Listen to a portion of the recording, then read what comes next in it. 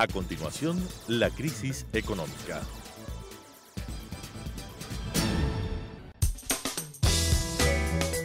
Clasificación B, bajo supervisión de un adulto.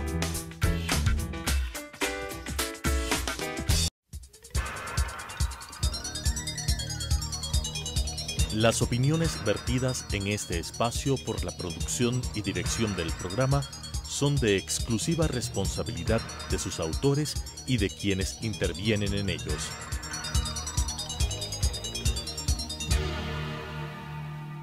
Telesucesos Canal 29 UHF presenta La crisis económica, asuntos de tipo económico, financiero, fiscal, competitividad, sector externo, cómo restaurar los equilibrios macroeconómicos del país, cuáles son sus soluciones para restaurar no solamente los equilibrios, sino iniciar la recuperación económica que todos los ecuatorianos queremos en este país, con la conducción del economista César Robalino Gonzaga. La crisis económica. Estimados amigos y amigas, gracias una vez más por estar con nosotros en este programa denominado La crisis económica del Ecuador. Hemos estado hablando en los últimos tiempos sobre unos temas económicos que le interesan a todos ustedes. Hemos estado hablando sobre los problemas graves que tienen las finanzas públicas del Ecuador, las tensiones del sistema monetario por esos problemas de las finanzas públicas.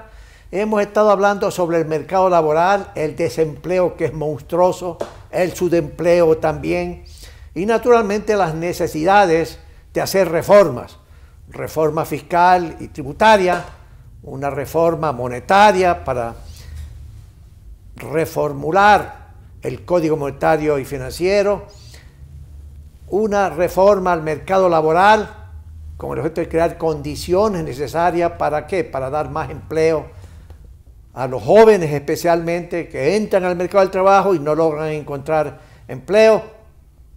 Tenemos y hemos discutido también en este programa el sistema de seguridad social, el sistema de pensiones, que todavía el gobierno no dice qué es lo que va a hacer y que hay problemas serios. En todo caso, hemos tratado una serie de complicaciones que tiene la economía ecuatoriana. Y naturalmente todo esto conduce a que el crecimiento de la economía pues, no sea la más razonable. Pero para poder chequear más o menos una vez más el problema macro, hemos invitado a un distinguido amigo que fue ministro de Economía hace muchos años, fue gerente general del Banco Central del Ecuador, ha estado involucrado en el directorio del Banco Mundial en Washington, D.C., Estados Unidos, el doctor Rodrigo Espinosa. Con él vamos a tratar esta serie de complicaciones de la economía para ver cómo está el asunto, especialmente, amigos, porque muy recientemente el señor vicepresidente ha declarado de que el gobierno enviará una serie de reformas económicas a la Asamblea Nacional a fin de este mes. Ojalá eso se dé. Rodrigo, gracias por venir a este programa, estar con nosotros. La primera cosa, Rodrigo, cuéntame, ¿cómo ves la situación macroeconómica del país para luego entrar a las finanzas públicas? La economía, ¿cómo está? ¿Está creciendo, no está creciendo? ¿Qué pasa? Bueno, la economía está en franco estancamiento desde hace mucho tiempo. Ajá. Y las perspectivas de que siga estancada la economía. O sea, no hay, las ventas se han reducido. El Fondo Monetario tiene una proyección negativa para este año. Para este año. Pero, en todo caso, si no reduce el crecimiento del Producto Interno Bruto, su crecimiento será muy leve, menos del 0,5. Y lo mismo se espera para el próximo año. Entonces, pero eso tiene una serie de complicaciones para el empleo. Pues. Eso tiene una serie de complicaciones para la inversión. Claro. Porque si un inversionista tiene expectativas negativas de lo que va a suceder y tiene expectativas negativas sobre lo que está sucediendo, entonces es bien difícil que él no hace inversiones, arriesgue invirtiendo porque sabe que realmente la rentabilidad no va a ser una cosa positiva. Y si no hay inversión en el sector privado, no hay empleo. Si no hay inversiones, no hay empleo, no hay actividad económica, no hay ingresos para el fisco. Entonces estamos con un proceso de recesión. La recesión viene porque, como tú sabes y todo el mundo ha señalado, el Ecuador tuvo unos años de una expansión económica que generaron unos desequilibrios muy grandes, desequilibrio fiscal, desequilibrio de balanza de pagos, desequilibrio en el mercado laboral, porque hubo un crecimiento de los sueldos y salarios que fueron superiores a la inflación y a la productividad. Entonces, hemos tenido todo ese tipo de problemas que ha ido limitando la inversión. Si bien hubo inversión pública y que eso tuvo un impacto positivo, llamémoslo así, tiene un impacto positivo, pero también esa inversión estuvo llena de corrupción y no tenía realmente un efecto en la producción como debía esperarse de una inversión en términos nominales como la que se presentó. Entonces, ahora tenemos una caída sustancial de la inversión. De la inversión pública, ¿no? Pero Rodrigo, dime una cosa. Mucha gente se pregunta, ¿por qué es necesario las reformas económicas? La reforma tributaria, la fiscal, el mercado laboral, el sistema monetario, la reforma en la materia de balance de pago. ¿Por qué crees tú que son las reformas estas que se vienen hablando en el país? ¿Por qué son necesarias? ¿Son una condición previa para el futuro crecer y crear empleo? ¿Qué es lo que tú ves ahí? Así es.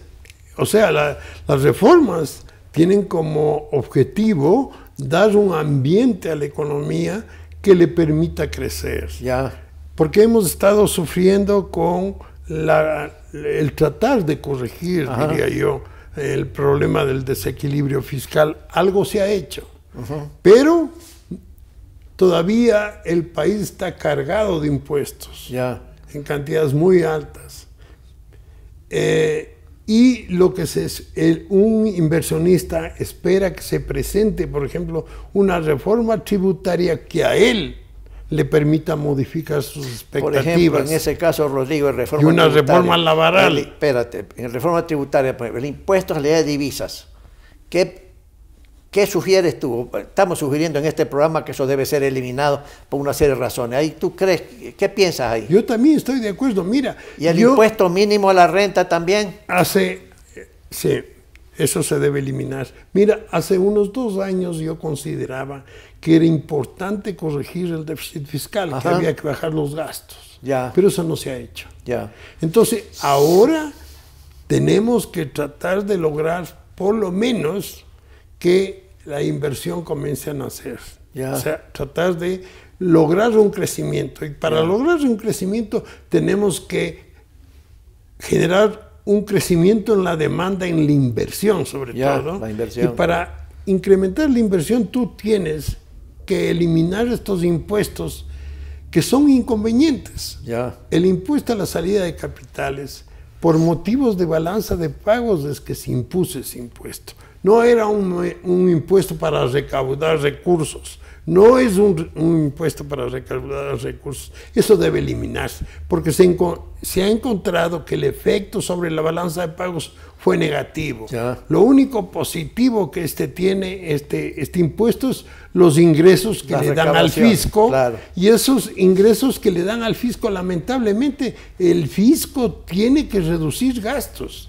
Y la forma de reducir gastos es reduciendo gastos corrientes, y si no lo hace, tiene que reducir también los impuestos, para que se obligue, al menos, al ver que los ingresos tributarios están bajando, que no han bajado, los ingresos han seguido creciendo, en los ingresos del sector debido al estancamiento económico, se observa que ya las recaudaciones...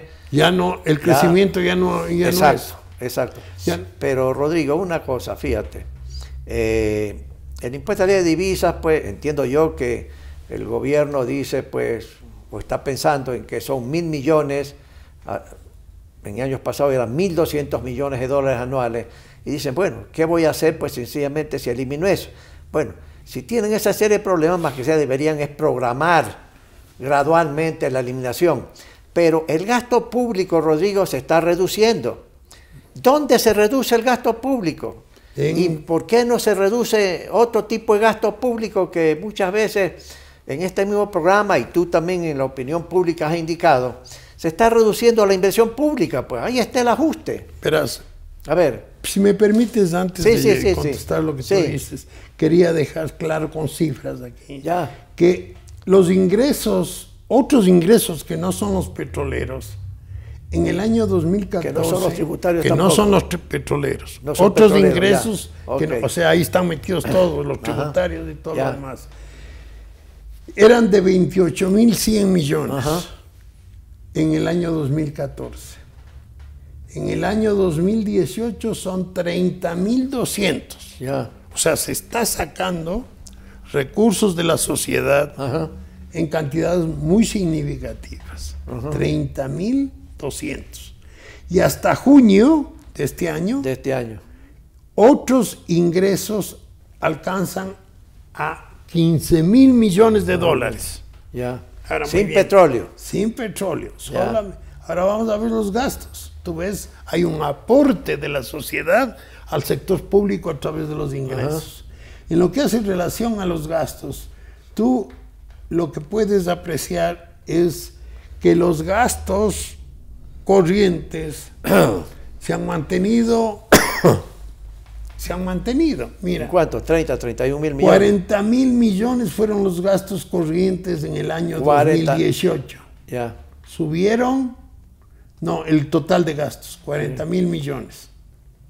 De los cuales 33 mil millones corresponden a gastos corrientes. ¿Qué significa gasto corriente para nuestra audiencia? Son los gastos, el gasto de sueldos, salarios, intereses de deuda, compras de bienes. Todo lo que no es de inversión. El subsidio, el 40% del sistema de pensiones, entonces de ahí. Entonces, eso tú ves que en el año 2018 subió 5 mil millones de dólares. Y en el año 2018 la inversión pública bajó en 2 mil millones. Subieron los gastos corrientes. Ese es el gobierno general. El sector público no financiero. Sector público no financiero.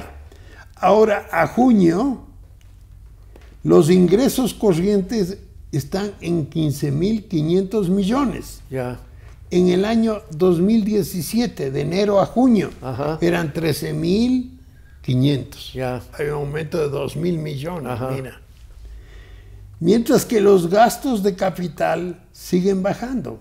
Fueron 4.400 millones en enero-junio del 2017 y ahora son apenas 2.600. O sea, este año, Rodrigo, por la cifra que tú dices, la inversión pública no va a llegar ni a 6.000 millones de dólares. Y el año 2014, hasta donde yo recuerdo, estaban alrededor de 14.500 millones. Es una reducción en el brutal. 2014, mira, las inversiones del sector público no financiero llegaron a 15.400 millones. 15.000 millones. Y este año, ¿cuánto van a llegar? El año pasado, a diciembre, alcanzaron 7.100. Ahí tiene. Ahora tenemos menos. Es una reducción monstruosa. Y sigue creciendo los gastos corrientes. Entonces uno decía, ¿cómo es posible? Es necesario que se aumente los ingresos. Ya se está teniendo ingresos que no son petroleros crecientes. Entonces, y la economía está afectada, las expectativas son negativas, los inversionistas no invierten porque tienen no hay competitividad. Hay temores, hay incertidumbre. Entonces, la única forma de aliviar ese problema es a través de reducir impuestos. Y poner orden en las finanzas públicas. Y uno de esos impuestos es el impuesto a la salida de capital. Ahora, dime una cosa. Es grave el asunto de la finanza pública y esperemos que pongan orden o sigan moviéndose en la dirección que se ha sugerido. Pero en el mercado laboral, ¿qué pasa con el empleo, Rodrigo? Porque uno ve cada vez jóvenes que salen de las universidades ecuatorianas o jóvenes que se gradúan afuera, vienen y no encuentran. Y si encuentran, de repente les quieren pagar $500 el mes. ¿Qué es lo que está pasando en el mercado laboral? El mercado laboral, realmente la ley es antigua, es del año 38. 31, 32, sí. Y lamentablemente los sindicatos se preocupan mucho de ellos y no se preocupan de los desempleados ni los informales, que deben preocuparse. Porque si están preocupados por el trabajo, es el trabajo de ellos el que deben preocuparse, no el trabajo de los empleados que tienen el seguro social y que están pagados, los empleados en buenos términos, digamos, que tienen un salario superior. ¿Qué significaría las soluciones ahí, Rodrigo, ¿no? Sabiendo, como tú decías, que la política de sueldo y salario en el gobierno anterior fue más allá, como tú decías, de la inflación y de la productividad de la economía. Entonces la mano de obra del Ecuador es cara, ¿sí? Además, no solamente los sueldos, sino que el 13º, 14º, fondo de reserva, etcétera, etcétera, ¿verdad? Entonces la pregunta es, tenemos que reformular eso. ¿En qué dirección? Porque muchas veces los economistas dicen, hay que flexibilizar el mercado laboral, sí, pero la gente dice, bueno, ¿qué significa concretamente? En definitiva, hay que abaratar la mano de obra, pero sin violar la ley. ¿Qué cosa es lo que ahí se puede sugerir en forma general? ¿Qué decisiones? Hay una mala palabra aquí en el mercado laboral que se habla de la flexibilización. Hay que permitir que haya unas formas de contratar a los empleados que estén acordes con el problema que tenemos ahora. Entonces, el trabajar por horas, el permitir el contrato a prueba, extenderlo. Sí, también ver la posibilidad de en esta reforma laboral tratar de corregir algunos problemas, como por ejemplo lo de la jubilación laboral, ¿no? Que esa es una pica gravísima para el sector productivo, ¿no? Que el sector, el gobierno debería preocuparse del seguro social para dar una mejor jubilación en el mercado laboral, pero no obligar para que el sector privado también dé una jubilación especial. Ahora, dime una cosa, eso que tú estás diciendo, ¿no? ¿Tú crees que hay condiciones políticas en la Asamblea Nacional para aprobar todo eso? Se supone que el gobierno debe haber estado haciendo convenios políticos en la Asamblea para que los diferentes grupos, qué sé yo, pues creo, el Partido Social Cristiano, aparte Alianza País, ¿verdad?, etcétera, digamos, puedan decirle al presidente, ok, te vamos a aprobar todas estas leyes que tienen que ver con reforma laboral, por ejemplo. ¿Tú crees que hay las condiciones adecuadas? ¿Crees que el gobierno se está manejando bien en esa parte política para conseguir esos acuerdos? Verás, yo estoy preocupado de la ineficiencia del Congreso. Y me llama muchísimo la atención que las universidades no estén opinando sobre los problemas que nosotros tenemos actualmente. ¿Por qué te digo eso? Es conocido a nivel mundial que el sector ganadero produce un efecto sobre el medio ambiente tremendamente negativo. ¿No? A más de que tiene ese problema, que aquí los ecologistas no dicen nada sobre eso, se ha hecho una cuestión gravísima, que es no permitir el uso del suero líquido. El no permitir el uso del suero líquido significa que eso hay que botar.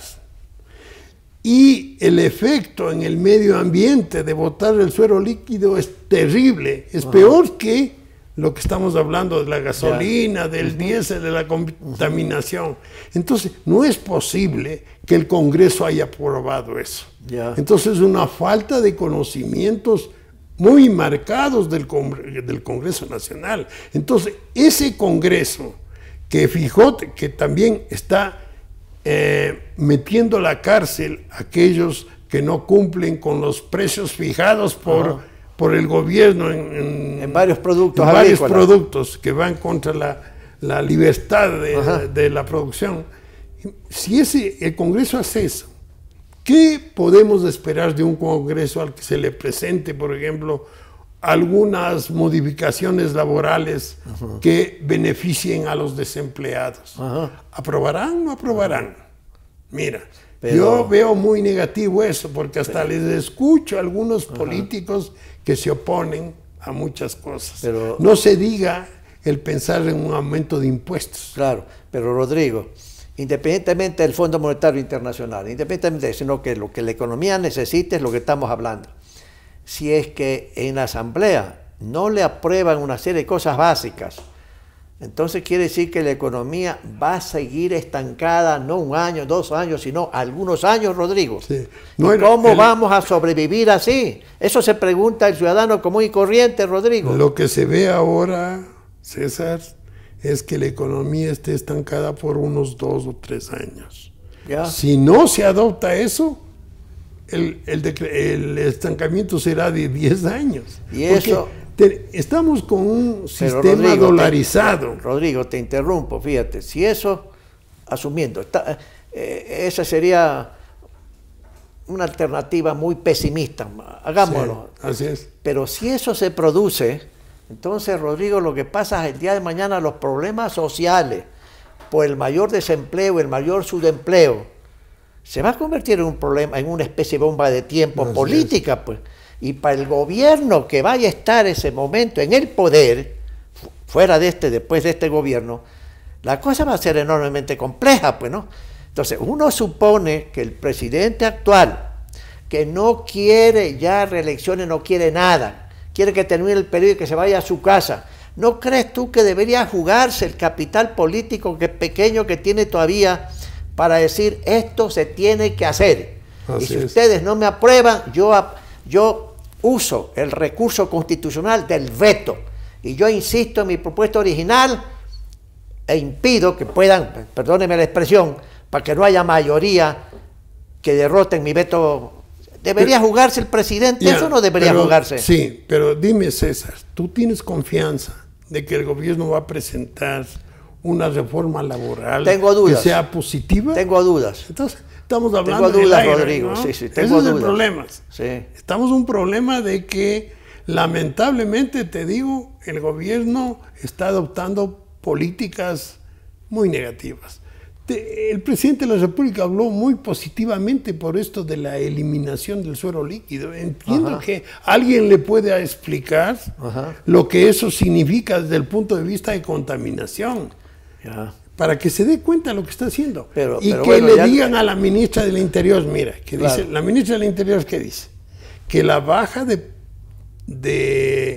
en las encuestas del presidente de la República provienen de cuestiones como la eliminación, la reducción de subsidios de los combustibles.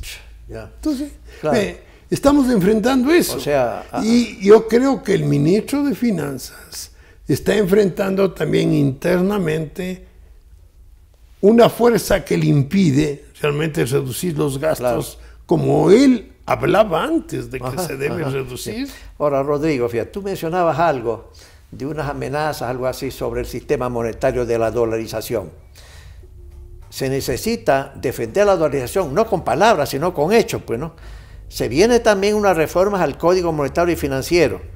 Y el objetivo de ahí es crear una serie de facetas que permitan defender más la dolarización de las amenazas. ¿Cuáles son las amenazas? El desorden de la finanza pública, pues, ¿verdad? Así es. Entonces, cuéntanos algo sobre la parte monetaria, ¿cómo la ve? ¿Cómo ve las tensiones del sistema monetario? Porque la dolarización ha sido, pues, esencialmente un hecho muy benéfico para la economía ecuatoriana y para los 17 millones de ecuatorianas. ¿Qué nos puedes comentar sobre eso? ¿Cómo le ves tú? Mira, yo como he trabajado toda mi vida en cuestiones monetarias. Sí. Yo he visto que en el gobierno del presidente Correa, en todo ese periodo, faltó totalmente de conocimiento de política monetaria. Y lo que quería Correa es apoderarse de todo tipo de dinero que no era del gobierno. Entonces había ese problema. Por otros motivos no monetarios, se decidió de que el gobierno, que el Banco Central ya no le dé préstamos al gobierno. Arreglando un problema monetario bien serio. Entonces, yo no veo, realmente te digo sinceramente, yo no veo especialistas monetarios que estén trabajando en la parte monetaria. Entonces, ¿qué puede esperar de un documento que salga para presentar reforma al Congreso? Lo único que harán es la independencia del Banco Central y mantendrán la política, la prohibición de no darle un centavo más al gobierno. Hasta están hablando también de que no le entregue utilidades al gobierno. Ajá, ¿no? ajá. Para fortalecer el patrimonio del Banco Central. El patrimonio del Banco Central. Pero fíjate, hay por ahí una información que me han dicho que es cierta, ¿no? Que en el proyecto de ley de Código Monetario de las reformas que están preparando, crearían los siguientes organismos que a mí me parecería una monstruosidad que una vez la digo. Crearían un directorio del Banco Central, crearían una Junta de Regulación Monetaria y Financiera y un comité técnico. El primero, el Banco Central, estaría dado, si mal no recuerdo, por 7 miembros. La Junta, 5 miembros, diferentes todos. Y el comité de 3 miembros, con una serie de facultades. Yo digo, ¿qué les pasa a esta gente? Es una monstruosidad. Eso es una monstruosidad. Y otra demostración de que no saben nadie monetario por ahí. Porque el Fondo Monetario debería entrar en eso y decirles muy bien, lo fundamental aquí es la independencia del Banco Central. De acuerdo. Y cómo se debe despolitizarlo en definitiva. Despolitizarlo totalmente y manejar al Banco Central como una institución dentro de un sistema de dolarización. Ajá, de acuerdo. Entonces, de acuerdo, eso Rodrigo, es lo importante. De acuerdo.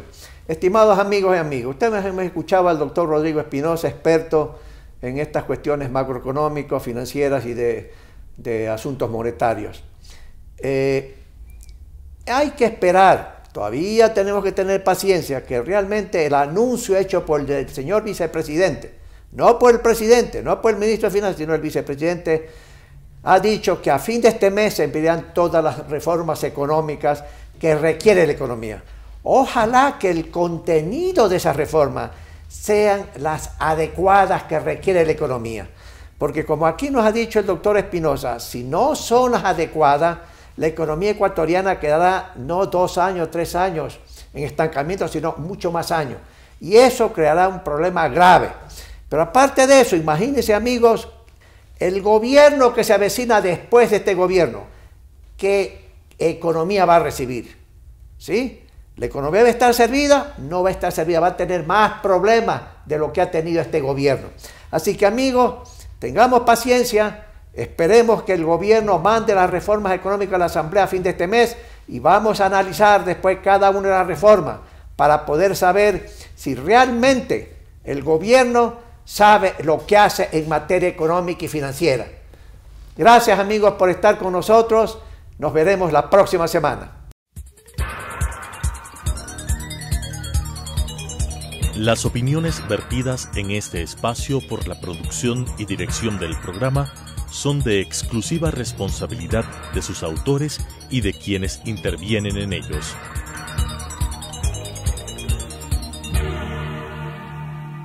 Telesucesos Canal 29 UHF presentó La crisis económica, asuntos de tipo económico, financiero, fiscal, competitividad, sector externo, cómo restaurar los equilibrios macroeconómicos del país, cuáles son sus soluciones para restaurar no solamente los equilibrios, sino iniciar la recuperación económica que todos los ecuatorianos queremos en este país, con la conducción del economista César Robalino Gonzaga. La crisis económica.